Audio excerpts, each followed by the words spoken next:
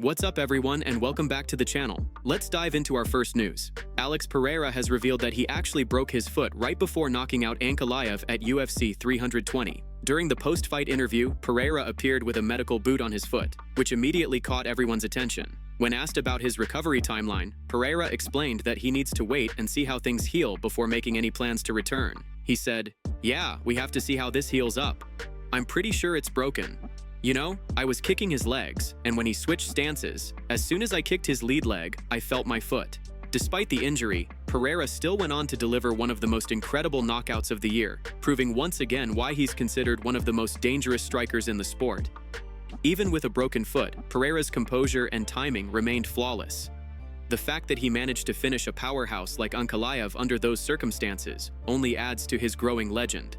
For now, Pereira will rest and recover, but his determination suggests it won't be long before he's back inside the octagon, ready to create more history. Before moving to the next news, we have one quick request for you. We are constantly working on improving our content to earn your love and support.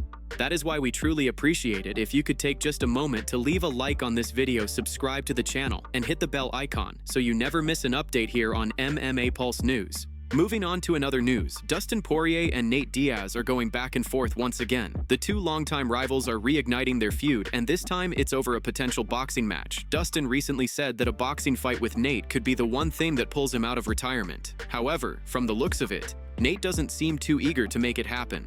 Old school fans will remember that this matchup has been teased for years. All the way back in 2018, the UFC even tried to book Poirier versus Diaz, but the fight fell apart before it could happen. Since then, both men have gone on very different paths, Dustin chasing UFC gold and Nate continuing to cement his reputation as a cult favorite.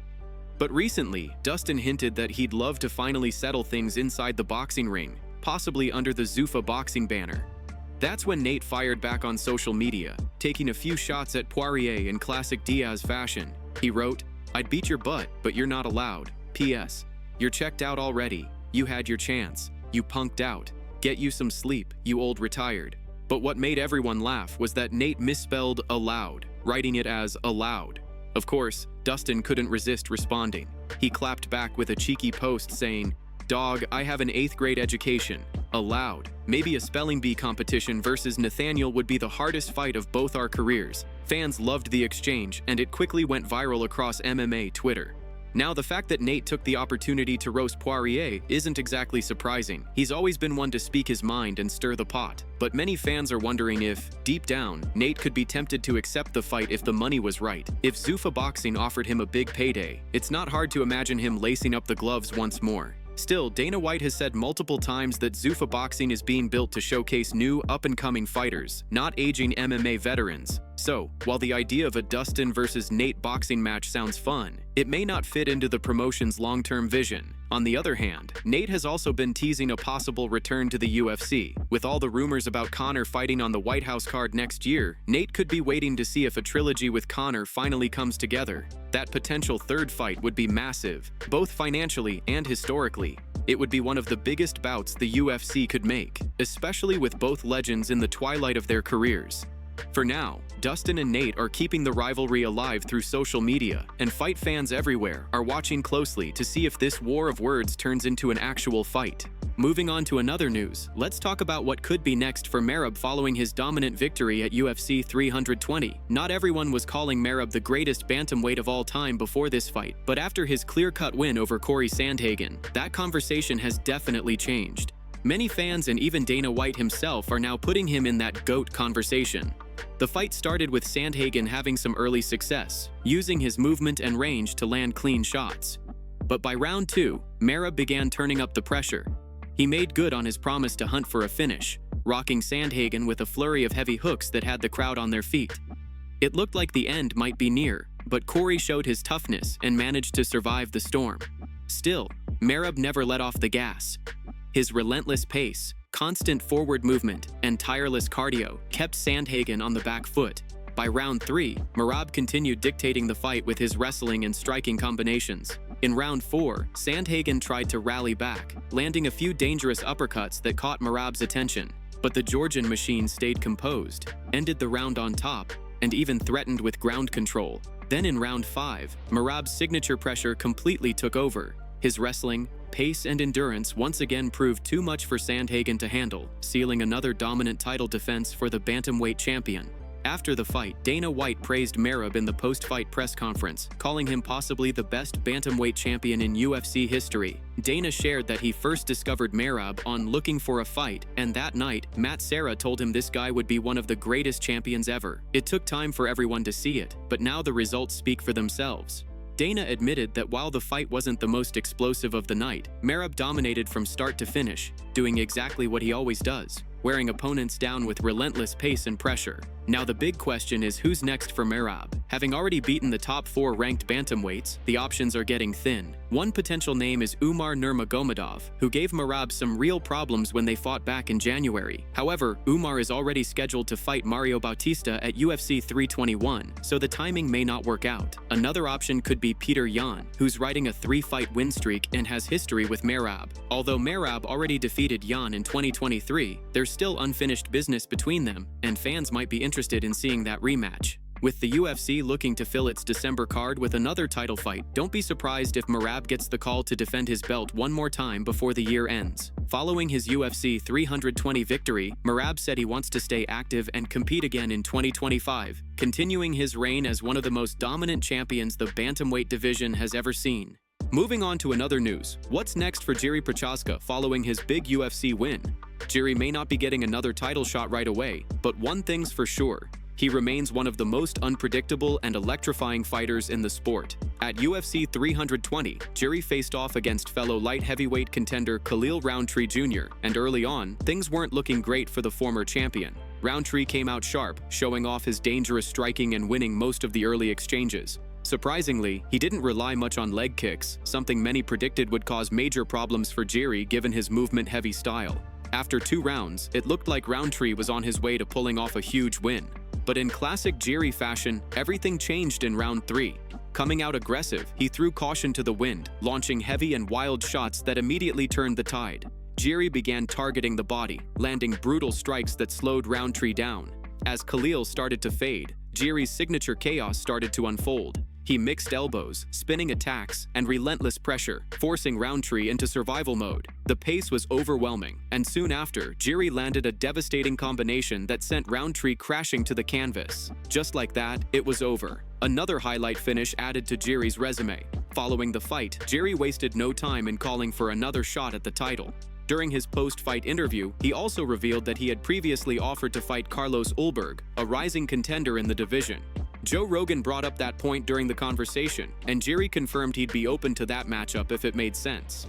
Still, considering he's only 2 wins removed from his loss to Alex Pereira for the light heavyweight belt, it might be a little early for him to leapfrog the current contenders. Right now, the top of the division is crowded. Duplessis and RDR are both pushing for big fights, and Alex Pereira remains the king of the mountain after back-to-back statement victories. Fans would love to see Jiří get another crack at Pereira, especially given how explosive their first fight was. But the UFC may want him to take one more fight before returning to title contention. A matchup with Ulberg, or even someone like Magomed Ankaliev, could make sense for early 2025. Still, Jiří's latest performance reminded everyone why he's such a fan favorite. His wild, unorthodox style and warrior mindset make every fight feel like a movie scene. He can be losing for 10 straight minutes and still find a way to flip the script in an instant. That's what makes him special. Whether he gets a rematch with Pereira, takes on Ulberg, or faces another top contender, fans know one thing. When Jiří steps into the octagon, chaos always follows. After his thrilling win at UFC 320, the samurai spirit of Jiří Prochazka is alive and well, and his next move will definitely have the fight world watching closely. Moving on to another news, Dana White teases a huge UFC event in January for Paramount. During the UFC 320 post-fight press conference, Dana revealed exciting details about the promotion's first major card under the new Paramount deal. He explained that the UFC wants to kick off this partnership with a massive event that sets the tone for an incredible year ahead. Dana emphasized how important this debut card will be, promising fans something truly special to start 2025 with a bang. He said the UFC is preparing to deliver an absolutely stacked card in January, filled with big names, high-stakes matchups, and unforgettable moments. This will mark the official beginning of their collaboration with Paramount, and Dana made it clear that the company is going all in to make it memorable. Following that, in February, the UFC will shift its focus to the long-awaited White House event, which Dana described as the greatest fight card ever assembled in the history of the company. With his usual confidence and excitement, Dana left fans buzzing about what's to come, promising that both the Paramount debut and the February card will redefine how the UFC delivers its biggest nights in combat sports. Moving on to another news, Khamzat is once again making headlines after UFC 320, this time for calling out Alex Pereira right after the event. The rivalry between these two has been brewing for years, long before either man captured gold in their respective divisions.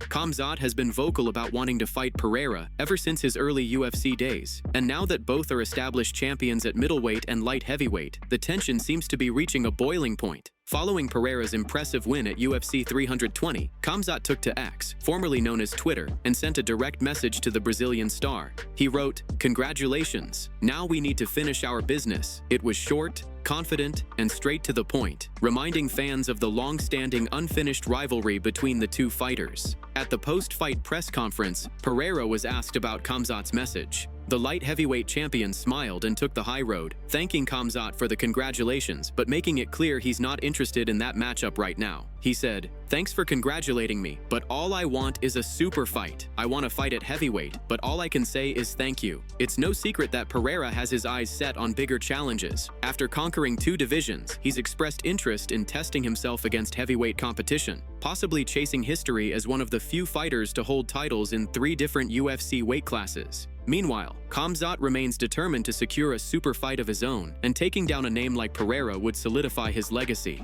Whether or not this clash ever happens, the call-out has once again fired up fans who've been dreaming about this matchup for years. Moving on to another news, Arman doesn't see Islam Makhachev beating Khamzat in a fight. If Islam manages to secure the welterweight title at UFC 322, his case as the best pound-for-pound fighter on the planet will grow even stronger. But despite that possibility, Arman made it clear he doesn't believe Islam could handle Khamzat if they ever met inside the octagon. Islam is set to challenge the new welterweight champion JDM on November 15th, a fight that could cement his legacy as a 2-division great. Before this matchup was made official, Islam had even hinted at moving up to middleweight, but that idea seemed to fade once JDM took out Islam's teammate, Bilal Muhammad, to claim the 170-pound belt. Right now, Khamzat is sitting at the top of the middleweight division, holding the belt and showing no signs of slowing down. During a recent interview with Alanbek Badvi, Arman was asked how he thinks a fight between Islam and Khamzat would play out. Without hesitation, Arman said he would pick Khamzat to win, explaining that the physical difference between the two fighters is simply too great.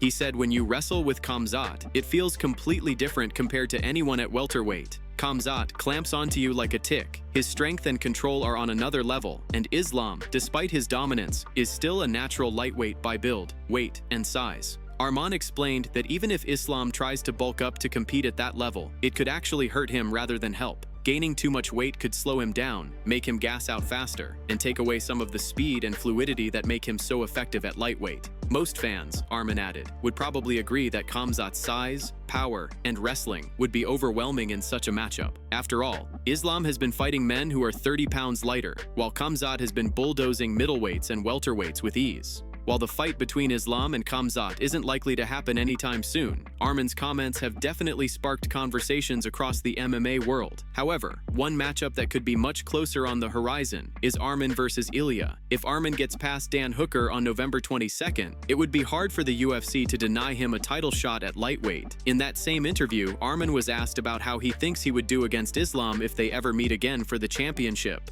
Arman said he believes in himself completely. He knows he wouldn't fight at Islam's preferred range, and instead would impose his own game plan. He confidently stated that Islam wouldn't be able to defend his takedowns. According to Arman, Islam spends too much time hitting pads and doing boxing drills, without dealing with real wrestlers shooting for his legs. Arman criticized his sparring sessions, claiming that Islam handpicks easy partners, knocks them down, and looks unbeatable in clips, but that it's far from reality. He ended by saying that if Islam went to a gym in Chechnya or Dagestan, even an amateur wrestler there could take him down and ground and pound him. Moving on to another news, backstage footage has surfaced showing a great display of mutual respect between Merab and Cory Sandhagen after their intense fight. The two warriors, known for their relentless pace and technical brilliance, shared a brief but heartfelt exchange following their battle. Merab approached Cory, saying, "Hey, it's an honor to fight you. I'll see you next time. I'm going to get you." Next time Cory smiled and replied, "Hey, you're an animal. You got me too." The two laughed and embraced, acknowledging the respect they've earned for one another inside the octagon. Their conversation reflected the true spirit of martial arts, competitive yet grounded in mutual admiration. Merab responded with humility, admitting, I know. You got me good. You almost finished me." Cory thanked him with a smile, and the two shook hands once more before parting ways. In another clip, Merab was also seen sharing a moment with Alex Pereira, congratulating each other on their recent victories. It was a refreshing reminder that beyond all the trash talk and intensity of Fight Week, respect and sportsmanship still run deep among the top fighters in the UFC. That's it from MMA Pulse News. Thanks for watching. Don't forget to leave a like and subscribe for daily MMA news.